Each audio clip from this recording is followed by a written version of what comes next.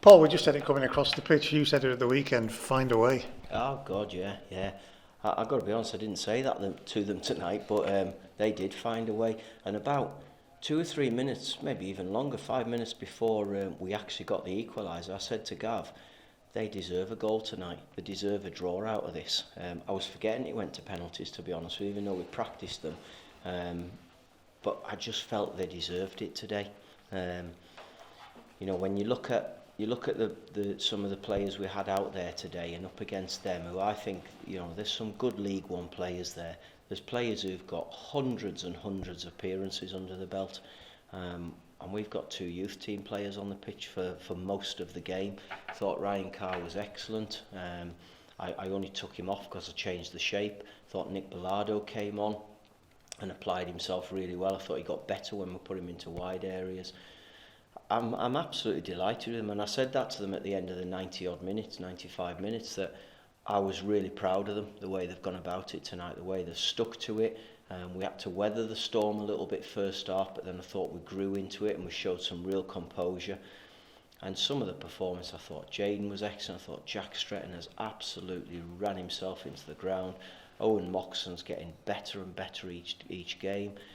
Duncan was excellent. Corey led with that armband on. Jack Ellis come into and then first half, Mick has made, I think it was 3 brilliant saves. So many good things that we look at in that game, and they got the reward with the draw from the game, and then to finish it off with the penalties was brilliant.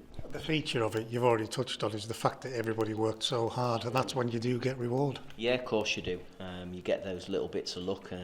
I've got to say, it took an eternity for the ball to go over the line for that equaliser, and I still have no idea who scored it.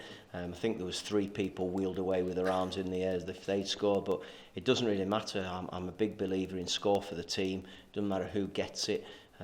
So it's brilliant. If it was Duncan, if it was Stretz, if it was Jaden, who cares? It was a really good goal for us. And again, we've had some other really good opportunities, and a bit disappointed with the goal we conceded. Unfortunately, we just got out-jumped at the far post, and probably, without looking back at it, it's probably the only header in the game that Duncan's lost. But he's just got out-jumped at the far post, which was a little bit disappointing, but we have to deal with it and just move on. It's a young side for your starting 11 selection when you average it all out. What is it that you're looking for a side like that when they go up against a team with experience and internationals even? Well, I'm looking to see how they cope with it. We got not a bit of a surprise, but we prepared thinking it was going to be a similar team to what played in the first game against Barrow, which was, out of the 18, 17 of them were different from the previous league game. So they made loads and loads of changes. I realised yesterday that Fleetwood didn't have a game this weekend, so I was a little bit torn as to which way to prepare. Do we prepare for their first team? Do we prepare for the team that played against Barrow in the first game? And they had a mix. I think there was 5 players who started at the weekend. And I thought they're a good side. I really did. You could see the difference in the level from League One to League Two. But as I said, I thought we hung in there. We showed good discipline and good composure to stay in the shape. So there's lots of good things. The biggest thing I wanted out of it was to get them as close to 90 minutes as we could, to keep them up to match fitness, so that when their opportunity comes, they're ready for it. And it may be this weekend at Newport, an opportunity might come up for one of them or 2 of them. We're just going to have to wait and see, because we've just got to see how everybody is come the end of the week. Your starters, as you said, stuck at it. Then your finishers who come on, they really upped it a gear for us, and it looked like something was going to happen. Yeah, well, we just changed the shape a little bit, and Jordan came out on the right-hand side and caused problems. I wanted Mellish just to go in there and just run like John Mellish does and cause problems, and he did. So there was lots and lots of positives that I'm really pleased with. I'm disappointed that we've maybe picked up something with Amari. I'm just keeping my fingers crossed that we got him off before there was a problem. He said he just felt his hamstring tighten.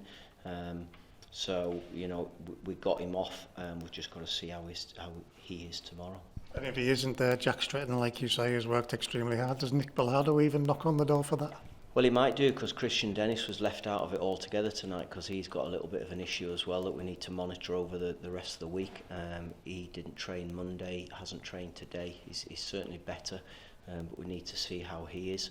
There was nothing specific from the game, he just felt it on Sunday. So we'll see how he is, but everybody comes into our thinking. You know, we've got what we have. We're still struggling with injuries with Ryan Edmondson, with Ben Barkley, with Toby. All three of them have been on the grass today and ran and done some ball work. But this weekend and Tuesday is going to be too early for them. So we've got to just nurse everybody through it and see how we go. Yeah, let's say what it was with Marzi. It was his hamstring. He just felt it. He opened up down that left-hand side. One of a couple of occasions he did it, and he just said to me, "I've just felt my hamstring there. Just tighten up." So I just said straight away, "Right, don't run. Just stay where you are. Let me get a sub ready, because you're coming off straight away." And that's what we did, because we can't take chances, especially with hamstrings, especially somebody like Amari, who he is that sort of player who is absolutely rapid. He relies on those fast twitch fibres. So we couldn't take any chances, and we had to just get him out of it. Nick is 18 next month. Kazi's 18 on Friday. These are young men who are really developing quickly.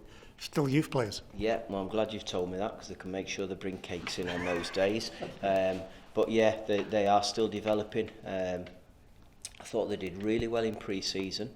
And funny enough, I had a little conversation with them yesterday to say, you've taken your foot off it a little bit, and you need to get your finger out again, because if you don't do it properly, you won't be involved. I actually said to them, I've got a real dilemma, because I want to involve you on Tuesday night, but I'm concerned about the way you've gone about it, and it might set the wrong example. So you need to knuckle down again. You need to start doing everything properly. And I said, when your chance does come, if it is on Tuesday against Fleetwood, you have to show me that you deserve to be involved. And I thought both of them did. Thought they did really well for the first half. Fleetwood targeted Kazi a little bit with diagonals onto him, but he competed really well and got up there, didn't shirk any challenges, and grew into the game, did some good stuff with the ball as well. So I'm pleased for them both, really pleased. Now they need to show us that they can continue to do that. Can't be a flash in the pan. It can't be one half decent game and then they fall off the radar. They have to keep pushing themselves and be the best version they can be. For the likes of Sonny, Jaden Duncan, Mick, there's others I'm going to have forgotten there, but when they're trying to knock on your door, what does this do for their confidence? It's brilliant for them. They want to be playing, they want to be involved, and you know, Jaden's new to the club, and Jaden we're going to have to just be patient with so he develops. I thought he was excellent tonight. I thought he grew into the game. Showed real personality at the end when it was kicking off as well, and he's sticking together and looking after his teammate. Really don't know what happened. I think somebody went for Mellish, and Jaden backed him up, which I like that. It seemed pointless to me why one of their players goes for Mel's, but anyway, they stuck together again and they got each other through it. So I'm pleased. I'm really pleased with a lot of things tonight. Really pleased. Penalties, it's a great way to win, and again we've kept our calm. Yeah, we have. Yeah, it's funny because we practiced penalties before the first game against Manchester United. We practiced penalties yesterday, and it's always daft because I don't think you can ever practice for penalties. The phrase that we used at the FA was prepare for penalties, so just have a clear mindset of what you need to do. So one of the things I learnt from the FA was the pressure points when it comes to penalties, and one of the main ones is when the whistle goes and you're panicking whether I'm one of the players to take it. So we took that away, and I just said, after watching them preparing yesterday doing the pens, I just said, right, this is the order, this is what you're going to be doing, and we had it up to 7th, and we just took that away. I said, is everybody comfortable with that? And they said yes, so we went with it, and thankfully we come through. Taylor's done that before, last season in fact. He's got a real confidence taking that 5th penalty. Yeah, well, I didn't know that, I'll be honest with you. It was only when Tails walked up that Gav said to me he did this last season, so it gave me a little bit of a lift, to be honest with you, when we did that. But no, he was calm as you like. I thought, I mean, Jordan Gibson practices penalties every day. He's always out there with other players practicing.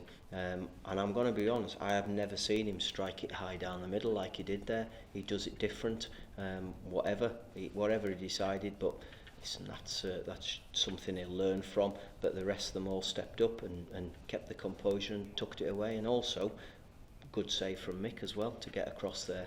So no, all in all, I think we nicked that goal at the end to take it to pens, but I thought over the penalties we deserved it. Kept ourselves in the competition. I know it's still difficult, but if results go our way, the game against Barrow will mean something. Yeah, well, it will mean something anyway, regardless of what happens, because it's important. It's a game where, you know, we have supporters coming in. We've had over 1,000 supporters in again for this competition to come and back these players.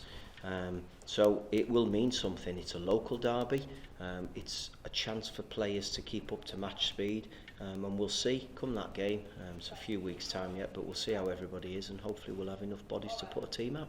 Just one last one, Paul, away from the football. We all went to the Creme today to say goodbye to Tony Bingley. It's an emotional thing to see over 200 people, I'm guessing, turn out for a man like that. That shows what a man like that is. Yeah, it was incredible. I couldn't believe the turnout, and you know, I was in the little annex room on the side, and it was absolutely mobbed inside there. And as you say, it shows what sort of a personality he was. He was a real top fella. It was quite scary, really, watching his son come up to do the reading, because it was like the young Tony back again.